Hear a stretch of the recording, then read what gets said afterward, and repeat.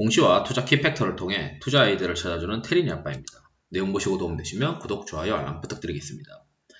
오늘 이제 화승엔터프라이즈가 좀 반등하는데, 이제 화승엔터프라이즈를 좀 이제 봐야 되는 어떤 시점이 됐다라고 이제 시장에서 내용이 좀 돌아다니더라고요. 그래서 제가 그 돌아다닌 내용이 어떤 건지 말씀을 드리고 싶고, 내용 한번 정리를 해보도록 하겠습니다. 이제 화승엔터프라이즈를 우리가 이제 보던 사람들은 아실 텐데, 유명한 공시가 하나 있죠. 작년 이제 3월 달에 있었던 공시인데, 공시 내용 한번 보시면은, 무이자예요. 표면 이자율이 0%예요. 그러니까 이자를 안 받는데, 이게 재밌는 게 이제 전환가액이 17,500원입니다.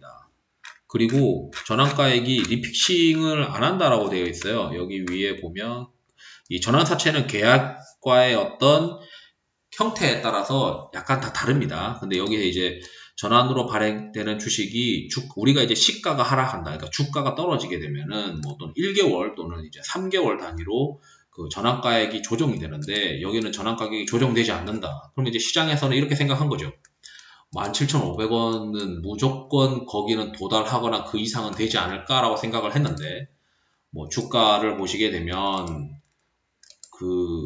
역시 펀더멘털이 우선이다라고 생각할 수밖에 없는 게, 3월 달에 발행하기 전에, 그 전에 이제 공시를 했다가 발행 결과 공시가 나왔을 텐데, 이미 이제 코로나 이슈로 한번 밀렸다가, 결국 아디다스의 어떤 의류 판매가 신발 판매가 회복되지 못하니까, 의류랑 신발 판매가 회복되지 못하니까, 여전히 이제 화성 엔터프라이즈는 이제 신발 위주의 이제 ODM 업체인데, 전방 고객인 이제 아디다스의 탑라인이 그렇게 증가하지 못하고 있다 보니, 화성 엔터프라이즈도 주가가 이제 아주 과매도된 영역에서 회복만 했지, 그냥 실제로 주가가 회복을 하지 못했습니다. 당연히 이제 아디다스의 주가가 안 좋고, 아디다스의 주가도 봐야 되지만, 아디다스의 실적들도 이제 썩 좋지 못하니까, 거기다가 화성 엔터프라이즈의 실적도 썩 좋을 수가 없었죠. 그러다 보니 이제 영업이익이 과거 어떤 평균 이익 체력 대비해서 많이 이제 떨어지는 어떤 모습들을 계속 보여주게 됐습니다. 그러다가 이제 아직까지 이제 4분기 실적에 대해서는 발표가 되어 있는 상황은 아니에요. 왜냐하면 공시 한번 보시게 되면 제가 봤을 때는 여기도 30% 변동 공시에 해당할 것 같은데, 아직까지는 이제 결산 이사회를 하지 않은 것 같습니다. 조만간 아마 하겠죠. 실적은 저는 썩 기대를 하고 있지 않습니다. 여기 이제 애널리스트도 예상 실적에 대해서는 4분기 영업이익이 이제 230억 정도 나오는데, 전분기 대비해서는 개선되지만 전년 동분기 대비해서는 이제 YOY로 한 30% 빠질 것 같다라고 되어 있고, 12월에 이제 유럽 쪽의 락다운 조치로 영향이 있었던 것 같다라고 되어 있고, 원달러도 4분기 때 떨어졌잖아요. 그러다 보니까 원화 매출도 영향을 받아서 4쿼터 실적 자체는 제가 봤을 때 좋게 나오면 이상한 겁니다. 안 좋게 나올 거예요, 아마도. 근데 이미 시장에서는 그걸 알고 있다 보니까 주가가 더 이제 낮아져서 움직이지 못하는 어떤 상태인 것 같습니다. 2021년도 실적은 그래도 탑라인이 30% 증가할 것 같다라고 이렇게 전망을 했는데, 2021년도 밸류에이션이 실적 증가를 통해서 멀티플이 11배까지 떨어져요. 그러니까 이 오디엄 업체에서 화성 엔터프라이즈가 이제 잘 시장에서 밸류에이션을 받았을 때 맥스 이제 20배까지도 이제 봤던 모습들을 보여준 적이 있는데, 어쨌든 간에 지금 11배까지 떨어지는 아디다스의 주력 ODM 업체치고는 정말 이제 실적이 11배까지 떨어질 수 있는 체력이 보여주게 되면 시장에서는 이제 사겠죠. 근데 이제 이거 의심할 거예요. 실적이 이렇게 증가해서 PER이 이제 18배인데 갑자기 뚝 떨어질 수가 있느냐. 아닌 것 같은데, 이렇게 생각을 많이 하면서 그게 가능한 어떤 시그널을 계속 찾으려고 노력을 많이 할 겁니다. 그러지 않으면 아디다스 주가가 이제 쭉쭉쭉쭉 가서 화성 엔터프라이즈도 동행해서 가든지 이런 거 이제 생각을 했겠죠. 여기 이제 회사가 하는 거는 아디다스를 주 고객으로 하는 신발 ODM 업체다라고 되어 있고, 최대 주주는 화승인더라고 되어 있는데, 실제 이제 캐파를 보시게 되면은 월 생산이 좀 줄었어요. 코로나 타격을 받아서. 원래는 매년 증가할 것이라고 생각을 했는데, 2023년도까지는 그 인도네시아 쪽에서 캐파 증설 영향으로 좋아질 거다라고 이제 전망을, 장기적인 전망, 21년도 22년은 없지만 장기적인 전망을 지금 해놓고 있는 거고요. 그리고 이제 그 최근에 이제 그 어떤 내용들이 이제 애널리스트의 어떤 분석 보고서가 돌아다니는 건 아니고요. 어떤 내용들이 돌아다녔냐면 요 며칠 이제 주가가 반등했죠. 일봉 한번 보시면 오늘 이제 반등했습니다. 어제 오늘 이제 돌아다녔던 내용이 어떤 블로거의 어떤 분석이 이제 돌아다니기 시작했습니다. 첫 번째는 이제 주식 담당자랑 통화를 했다. 여기 이제 이 사람이 누군지 모르겠지만 그래도 핵심을 잘 짚어서 이야기를 하는 것 같아요. 보통 이렇게 이제 그 IR 담당자랑 통화하는 일반 투자자들이 잘 없는데 4쿼터의 가동률을 95%, 작년 이제 4쿼터를 얘기하는 겁니다. 2020년 4분기 기준 가동률이 95%였다고 하는데 현재는 어느 정도냐? 그러니까 현재라고 하면은 1월, 2월을 얘기하는 거예요. 12월처럼 가동률은 좋다. 그러면은 가동률 자체만 보면은 4분기랑 실적이 비슷하냐. 근데 회사가 4분기보다 1분기 실적이 더 좋을 수밖에 없다. 왜냐면 그 4분기에는 그 고단가와 저단가 물량이 19년도 4분기에는 그 고단가랑 저단가 신발 물량이 상당해서 역대급 실적이 나왔는데 2020년 4분기에는 고단가, 그러니까 ASP가 높은 신발 물량은 견고했는데 저단가 물량으로 이제 코로나로 인해서 빠졌다. 근데 이 저단가 물량이 아직까지 이제 19년도 4쿼터만큼 회복은 아닌 것 같다. 다만 2020년 4분기보다는 좋다라고 이제 이야기를 한 거죠. 그러면 이제 대충 우리가 1분기 실적이 나올 때 보면 월봉으로 보면 2019년 4분기보다는 안 좋지만 2020년 4분기보다는 좋다. 그러면 대략 한 15,000원에서 16,000원까지는 주가가 회복을 할 수밖에 없는 어떤 로직이 좀 그려지는 거죠. 그리고 물량 뺏어올 수 있는 거는 우리가 잘 만들어서 그렇다. 그 다음에 리복 매각 이슈에 대해서는 타격이 없냐. 그러니까 리복이 아디다스가 보유하고 있는데 시장에서는 이제 그 화성 엔터프라이즈가 리복에다가 한 30% 정도 하는 거 아니냐. 근데 이제 그 리복 거는 마진이 적다. 그리고 여기 애널리스트도 이런 얘기가 있어요. 리복은 화성 엔터프라이즈 입장에서는 ASP가 낮다. 평균 판매 단가가 낮고 그 아이템당 생산 물량이 적어서 효율이 많이 낮은 브랜드다. 우리는 어떻게 계약이 되어 있냐면 아디다스 그룹과 맺은 상태로 리복이 매각되면 그만큼 아디다스 쪽으로 오더를 받게 되어 있다라고 되어 있죠. 그러니까 수익성이 더 좋아진다. 리복 팔리는 게 낫다라고 이제 얘기를 하는 겁니다. 그리고 여기 이제 인도네시아 캐파 증설 투자는 어떻게 되냐? 아직 언제 될지 모르겠다. 한참 기다려야 된다라는 얘기로 지금 들리는 것 같고. 그래서 올해는 일단 회복하는 거에만 베팅을 해야 되고, 이 인도네시아 생산 물량에 대한 커멘트가 나오는 시점에서는 다시 한번 실적이 점프업 될 수 있는 어떤 시기가 될 겁니다. 왜냐면 여기 밑에 보면은 캐파가 이렇게 거의 더블 가까이 늘어날 수 있는 어떤 로직을 그려주고 있거든요. 그러면 이제 모자 사업 부분, 그리고 현재 그 캐파가 900만 족이다. 2021년도는 어떻게 될 것 같냐?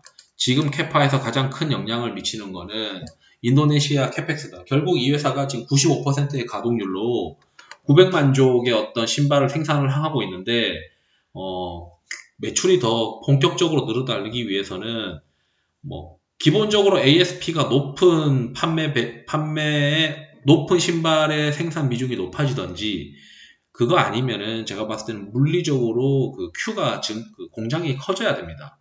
어차피 얘네가 잘 만드니까 아디다스가 이제 화승엔터를 더 밀어줄 수 있는 어떤 상황은 되는 거니까요. 그리고 나이키 부사장 영입했는데, 여기서 나이키 부사장 영입해가지고 의류 사업 쪽에 진출한다고 하는데, 제가 봤을 때 11월에 영입했는데 바로 성과가 나올 것 같진 않아요. 어쨌든 장기적인 걸로 이제 하는 거고. 아디다스 외 나이키 타 브랜드, 아디다스 말고 이제 나이키나 이런 데 가능하냐. 아디다스 쪽으로 이제 그 고정적인 어떤 계약한 게 있어가지고 노력 중이다. 기대할 수 없죠. 왜냐면 캐파가 지금 900만 조 풀로 돌아가면서 아디다스 대응해주고 있는데 캐파가 남으면은 뭐 좀 노력해서 채울 볼 생각을 하겠지만 지금 인도네시아 캐펙스가 중요하죠. 그러면은 이제 결국 핵심은 코로나 회복되면서 인도네시아 캐펙스가 신속 증설해야 된다. 그리고 가동률이 이제 90% 이상을 유지하고 있으니까 ASP가 올라가는 어떤 국면, 고단가 신발 생산이 늘어나게 되면은 그래도 실적이 증가할 것 같다.